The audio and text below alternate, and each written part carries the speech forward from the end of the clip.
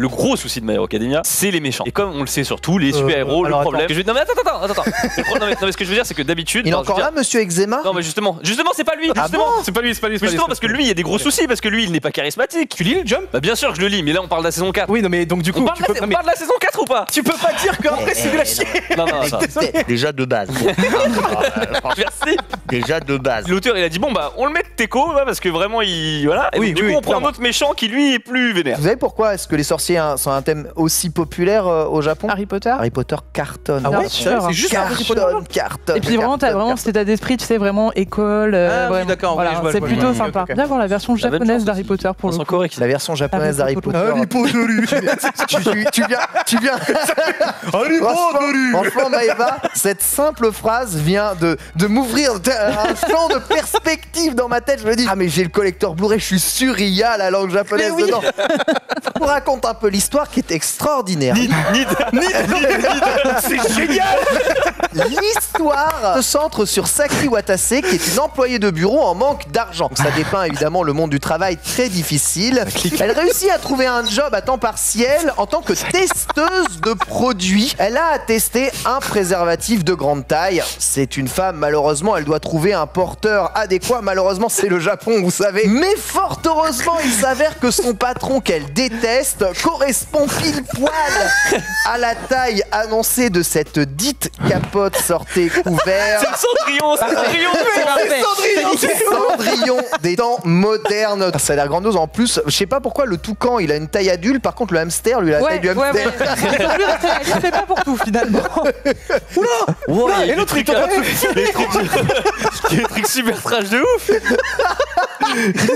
fumer. Oh, regardez. Moi, Oh là là, magnifique. regarde-moi ça. Très bel écran. Le son, on n'en a pas parlé, le son spatialisé. Et puis Je on l'ai parlera. écouté, mais on en reparlera une prochaine Voilà, fois. prochaine fois on dira mieux. Ça marche pas du tout. Alors ça dépend sur quoi. Mais attends, honnêtement, I am mais kidding you. T'es plus que moi sur le son. Ah Moi bon j'ai trouvé qu'il y avait quand même du progrès sur le son. Mais alors le mat, c'est fabuleux. Vous voyez, il n'y a pas de traces de doigts là. Le verre poli, hein. Mais ils sont, alors, il est poli. tout, voilà, c'est du verre poli. Ils seront tous comme ça. Il dit merci. Ils seront tous comme ça. Là, les 4 sont très bien. Non, Je l'attendais, c'est le verre mal poli. Quoi. Allez, c'est pour moi. J'en peux Ça me plus. libère. Pas assez rapide. Ça me libère. J'en peux plus de. Je sais. J'en Donc peux le plus. verre poli. 22 ans après avoir quitté le Bourg-Palette, Satoshi Sacha vient de devenir champion de la Ligue Pokémon d'Alola avec la team la plus pétée de l'X. Elle est nulle. Bradibou, Matoufeu, Lougarok, Pikachu et Melmetal. Une vieille team rincée de ouf. Il a déjà eu des teams bien plus fortes que ça. Non. Mais on ne sait pas pourquoi. Et bien là, ça gagne. Son combat contre Gladio et son type 0 fut évidemment exceptionnel. Et je suis rentré à Paris aux alentours de fin novembre. Et les gilets jaunes étaient partout dans Paris. Et j'ai pensé à tous les Japonais qui avaient dans l'avion avec moi et qui arrivaient à Paris en même temps que moi. On s'est regardé comme ça avec ma femme. On a fait, mais les pauvres, mais ils vont pas comprendre. Ils vont arriver sur les Champs-Élysées, ils auront l'impression que c'est la guerre civile. Eux qui se faisaient une idée incroyable du pays. On des trucs pétés sur Palartichaud. Sans déconner, non mais est-ce qu'on peut avoir la caméra Zizi Chloé? Le plan caméra Zizi, où est-il? Voilà, merci. Là, On voit un peu là. Evangélion, les gars. Il y a des trucs. Tu peux te culotte là par ici. Attends, on est d'accord, elle met le doigt sur le téton. Elle met le doigt sur le téton, mais. Très vite fait discrètement. Alors là, entre nous, c'est pas que entre nous là. Moi j'ai j'ai le droit de faire ça. J'ai le droit de faire ça. Donc on peut tomber évidemment sur des mangas en parution exceptionnelle, très intéressants comme vous pouvez le voir. Tu sais, en vrai, on rigole, mais même le Shonen Jump, il y a des trucs maintenant. Explique-moi à quoi bon jouer sur mobile quand tu peux avoir un truc qui ressemble à une Lamborghini dans le métro. Mais Apple Arcade, tu ne joueras pas que sur ton mobile. Tu joueras sur ta. Oh, regardez, Tu peux jouer sur ton iPad, tu peux jouer sur ton Apple TV. Il y a plein de jeux. What's the Golf, ça a l'air super Tu vas cool. pouvoir connecter ta manette. Oui, ça, moi j'en ai parlé à la keynote. Non, mais- Ils en ont pas parlé. Mais ils en parlent au mois de juin. Ils n'en parleront T'as qu'à jamais. suivre. T'as Mais qu'à arrête suivre. de défendre. Tu vois, les mecs, ils te sortent des chiffres 4K 120 FPS avec Ray Tracing. Tu sais que ça n'arrivera jamais, on le sait. Ah bah, alors, Pas avec une machine à 400 attention, €, quoi. Si tu regardes bien le discours, ils ont jamais parlé de 4K 100 FPS Oui, plus Ray Tracing. Ouais. Oui, S'il d'accord. y aura du Ray Tracing, j'espère qu'on pourra l'activer ou le désactiver comme En fait, c'est des aujourd'hui sur virgules PC. qu'on voit pas. C'est Ouais. 4K ou 120 FPS Ouais. en Full HD Non, mais ou en Ray vrai, Tracing en 720p. un jeu en 4K à 30 FPS stable avec du Ray Tracing, Racing, moi je suis client, hein. Ça peut être très agréable à jouer. 30 FPS, JK ici on est au JDH. On parle de console, on parle de console. Ah mais moi la console, non, alors attention, les consoleux, moi je les prends comme des égaux, je respecte la console. Pour moi vous valez n'importe quel PC qu'on achète à Carrefour, sachez-le. Voilà. C'est ça, Carrefour, t'as précisé Carrefour. On va encore nous jeter des pierres. Les smartphones c'est un truc de casu, tout le monde le sait, surtout s'ils sont sur Android. Pour m'accompagner, on plaisante bien sûr, mais il faut trigger le chat. Donc peut-être que dans 3 ans on en reparlera en disant bah voilà, OnePlus a passé la barre des 1200 € pour un téléphone avec 180 Go de RAM parce qu'Android ça consomme, etc. Bon, on verra. En tout cas, j'attends le.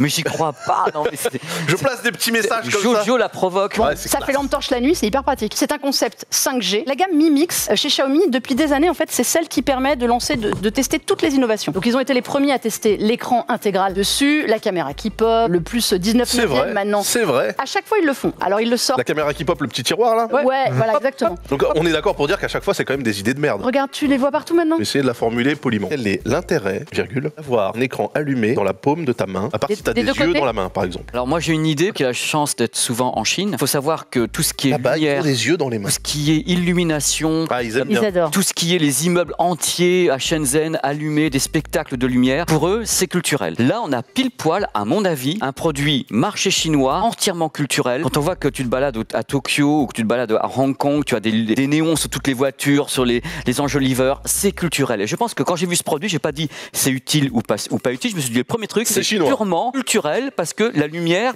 c'est la vie, toutes ces couleurs, donc ils vont l'avoir dans la main, ils auront quelque chose de purement culturel. La lumière c'est la vie, franchement il faut qu'ils le mettent eux-mêmes sur leur pub. La lumière c'est la vie.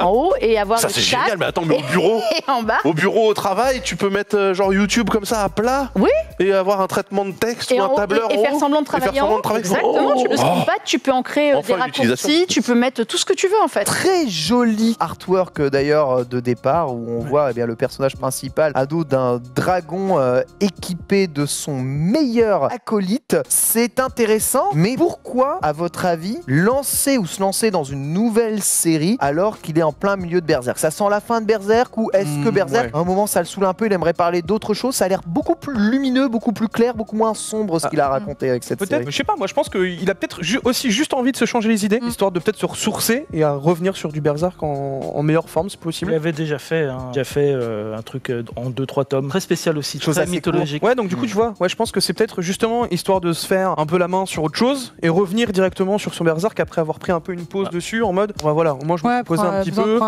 j'ai fait autre chose de ma vie et maintenant je repars sur mon Berserk et je le finis quoi. Young Animal Zero, ça veut rien dire comme nom de magazine, on est d'accord, hein, sans déconner. Les fans d'animaux jeunes. Fais gaffe, bizarre. On sait que les Japonais ont tellement de fétiches. Les Japonais sont tellement de divertissements faut y avoir des trucs un peu bizarres. On sait jamais. On rappelle, Panini Comics a édité Les Rôdeurs de la Nuit à peu près en 2016. À peu près en 2016, c'est ça. Quand Kimetsu no Yaiba a commencé à apparaître, puis a stoppé. Parce qu'il n'y avait aucune com. Il n'y avait aucune com, il n'y avait rien d'intéressant. C'est processus normal, non? Et donc du coup, comment vous dire qu'ils ont vu le succès retentissant en France de l'animé et ils sont arrivés, ils ont fait bon les gars, c'est l'heure de se faire des thunes. Ah mais c'est vrai qu'on a cette licence. Comment ils ont appelé l'animé au fait? Demon Slayer. On va l'appeler Demon Slayer en France. Allez, c'est parti. Voilà, du coup ça dégoûte un petit peu quand même, on va pas se le cacher. C'est partie de ces grandes séries du manga des années 90.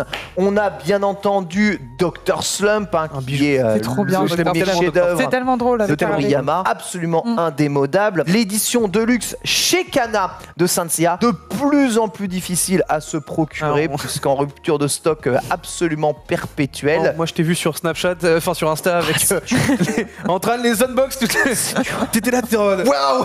J'ai claqué un peu. J'ai acheté du coup les 27 éditions Deluxe de Saint Seiya, 10,20€ le manga. Voilà, j'ai dépensé 300€. Voilà, je le dis officiellement. Même si, Hiroki Goto ne portait pas forcément Tetsuo Hara dans son cœur, je vous raconte à quel point Hokuto no Ken, en tant que manga, a vraiment changé énormément de choses et m'a fait redécouvrir le manga, et c'est pour ça que j'ai sauté vers l'édition Deluxe de ce manga. C'est en effet la première véritable tragédie grecque, une histoire entre frères avec des pouvoirs limite divins, tu vois, c'est limite des demi-dieux, hein, les mecs du Hokuto Shinken, qui s'affrontent pour faire en sorte que le peuple se libère. Je sens que moi j'ai lu Golden Wind il y a très longtemps. Tu vas pouvoir me dire, parce que cet arc, moi je le trouve un peu bizarre. Enfin, il y a une évolution. C'est Jojo Bizarre Aventure. Hein. C'est vrai. Mais il y a une évolution dans le style d'Araki qui fait que on y gagne d'un côté, mais je trouve qu'on y perd de l'autre. C'est-à-dire que la création des personnages, le design, le character design est fantastique. On s'affranchit un peu des